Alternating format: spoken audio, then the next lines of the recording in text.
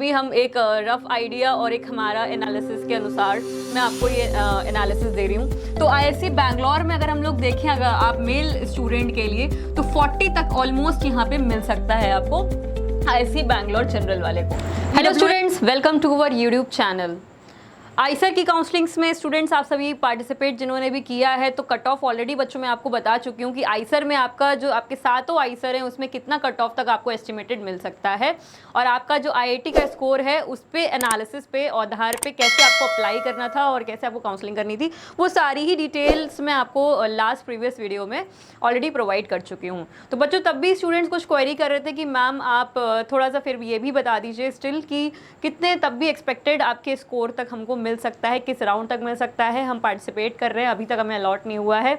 तो बच्चों मैं फिर से आपको एक रिव्यू देना चाहूँगी कि आपको आईसर कितने रैंक तक ऑलमोस्ट मिल सकते हैं। तो उसी का एक शॉर्ट हमारा एक एनालिसिस है जो मैं प्रीवियस ऑलरेडी एक वीडियो में आपको दे चुकी हूँ।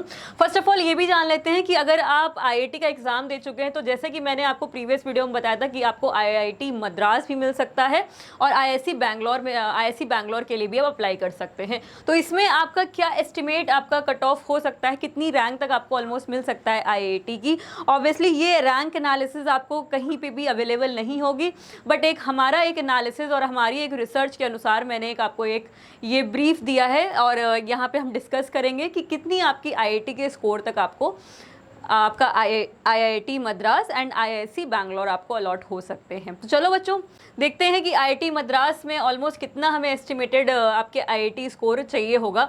जैसे कि मैंने यहाँ पे मेंशन किया है, जनरल कैटेगरी में अगर आप अप्लाई कर रहे हो बच्चों तो आपको जनरल कैटेगरी में 110 से 150 के आसपास अगर आपका आईआईटी का स्कोर है तो आपको आईआईटी मद्रास मिल सकता है। ठीक है, ईडब्ल्यूएस वाले बच्चों को 60 से 80 तक आपको आईआईटी का स्कोर चाहिए होगा।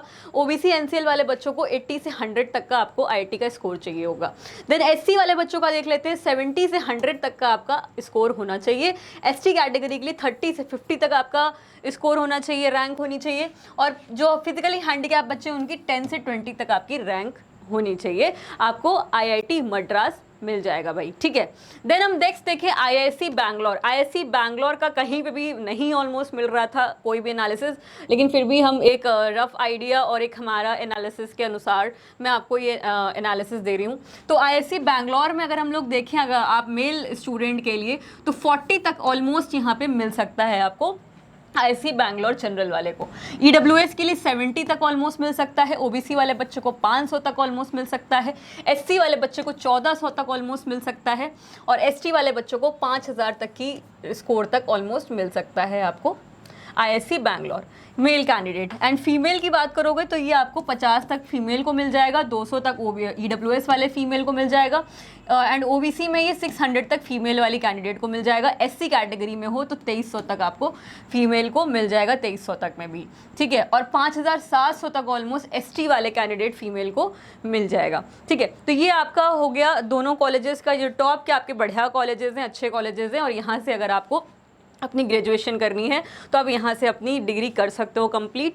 और टॉप के इंस्टीट्यूट्स हैं, ऑब्वियसली काफ़ी स्टूडेंट्स हैं जिनको जो कि आपकी अदर काउंसलिंग्स कर रहे हैं जोसा की, और वेट कर रहे हैं कि हमको जेईई मेंस की रैंक के आधार पे जोसा में कॉलेज अलॉट हो जाए, और अभी तक उनको कोई कॉलेज नहीं आईआईटी का अलॉट हो पाया है। तो ऑब्वियसली आप इधर भी काउंसलिंग कर रहे हैं और इधर भी आप अप्लाई कर रहे हैं। तो अगर आपको आईसर मिल जाता है और अगर आप आईसर की सीट को ब्लॉक करके रखते हैं तो फिर आपको आगे क्या करना चाहिए। अब जैसे कि आपको पता है कि नीट की काउंसलिंग ऑब्वियसली एक्सटेंड हो गई, तो आप आईसर अगर आपको मिल जाता है तो आप इसकी भी सीट अपनी ब्लॉक करके रखेंगे ऑब्वियसली, और आगे की काउंसलिंग जो आपकी होने वाली तब तक आप उसको ब्लॉक करके रखोगे। तो ऑब्वियसली आईसर की भी सीट्स यहाँ पे कुछ बच्चों की जो है वो आप यहाँ पे फिक्स कर लेंगे, और बाद में हो सकता है आप उसको ड्रॉप कर दें आइडिया, और वो अपनी आप सीट को कैंसिल कर दें या फिर छोड़ दें, आप उसको नहीं ऑप्ट करेंगे। तो उन बच्चों का नुकसान ऑब्वियसली हो जाएगा जिनको कि आईसर लेने थे और यहीं पे पढ़ाई करनी थी। तो बच्चों ये सब चीज़ें ध्यान में रखते हुए ही आप अपनी काउंसलिंग की जगह मैं यही सजेस्ट करूँगी। और किसी को भी जो जेन्युइन, जो डिज़ायर्ड, जो आपका स्टूडेंट डिज़र्व कर रहा है किसी सीट को, उसको वो सीट ज़रूर मिल जाए भाई, ठीक है। तो काउंसलिंग्स की वीडियोस बनाने का यही पर्पस है कि जो डिजर्विंग स्टूडेंट है अपनी रैंक के अकॉर्डिंग टॉप के कॉलेजेस में जाने के लिए, तो उनको वो कॉलेजेस ज़रूर अलॉट हो जाएं भाई। तो चलो बच्चों देख लेते हैं आइजर के जो कट ऑफ्स थे, जो मैंने ब्रीफ किया था उसको मैं एक एनालिसिस फिर भी एक दे देती हूँ। जैसे कि मैंने आपको जनरल में बच्चों बताया था, अगर आप जनरल कैटेगरी को बिलोंग करते हो तो ऑलमोस्ट जो आपको रैंक चाहिए होगी वो मैंने आपको बताई थी कि कितने ज़्यादा रैंक तक ऑलमोस्ट आपको मिल सकता है। अगर ये ब्रीफ आपको फिर से जानना है तो चलो फिर से आगे वीडियो में थोड़ा सा देख लेते हैं। बच्चों लास्ट वीडियो में मैंने कट ऑफ के बारे में एक एनालिसिस दी थी कि कितने रैंक तक, कितने आपको आईआईटी के स्कोर तक, रैंक तक आपको आइजर्स मिल सकते हैं। तो आइजर भोपाल का जैसे कि मैंने आपको कट ऑफ बताया था, आपका जो बीएस कोर्स है उसके बारे में बताया था, 4 ईयर कोर्स के बारे में, वो कितनी रैंक तक मिल सकता है। जैसे कि ओबीसी कैटेगरी में या फिर जनरल कैटेगरी में अप्लाई कर रहे हो तो ओबीसी कैटेगरी में आपका जो इंजीनियरिंग साइंस आपका जो ब्रांच है बीएस कोर्स का, वो आपको 600 स्कोर तक ऑलमोस्ट मिल सकता है। तो ये सब एनालिसिस ऑलरेडी मैं आपको दे चुकी हूँ। बट अगर हम देखें एक्सट्रीम जो रैंक तक आपको आइजर्स मिल सकते हैं उसका अगर हम लोग एक एग्जांपल देखें तो बैरामपुर का आपको मैंने बताया था 33,500 से 3,800 रैंक तक आपको बैरामपुर कैंपस मिल सकता है। और ईडब्ल्यूएस वाले बच्चे को 550 से 650 तक मिल सकता है यहाँ पे, एंड ओबीसी वाले बच्चे को 1600 से 1800 तक आपको मिल सकता है। एससी वाले कैंडिडेट को 750 से 850 स्कोर तक, रैंक तक आपको मिल सकता है बैरामपुर कैंपस। 330 से 380 तक एसटी वाले बच्चे को अलॉट हो सकता है और पीडब्ल्यूडी वाले बच्चे को 120 से 140 तक अलॉट हो सकता है। तो एक्सट्रीम रैंक्स बच्चों यही जाने वाली हैं, एक्सपेक्टेड यही है। और इससे ज़्यादा रैंक तक में अगर हम कोशिश भी करें तो बच्चों 4000 रैंक तक, जैसे कि मैंने आपको कहा था जनरल कैटेगरी वाला बच्चा 4000 रैंक तक ऑलमोस्ट ज़रूर यहाँ पे पार्टिसिपेट करे आइजर्स की काउंसलिंग्स में। चांसेस बनते हैं कि आपको यहाँ पे आइजर्स अलॉट हो सकते हैं।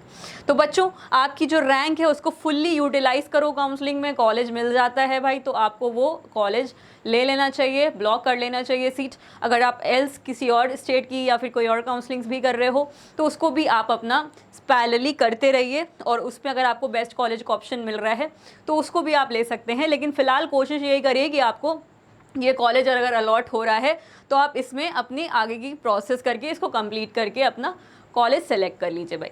तो आइजर की काउंसलिंग में कोई भी समस्या आ रही है, कुछ भी प्रॉब्लम आ रही है तो स्टूडेंट्स ऑब्वियसली आप मेल तो कर ही रहे हैं, बट फिर भी अगर आपको कुछ ऐसी क्वेरी है, मुझे नहीं लगता कि ऐसी अभी कोई आपको क्वेरी आ पा रही है क्योंकि आपको वीडियो से और हमारे सपोर्ट से काफ़ी हेल्प हो गई है।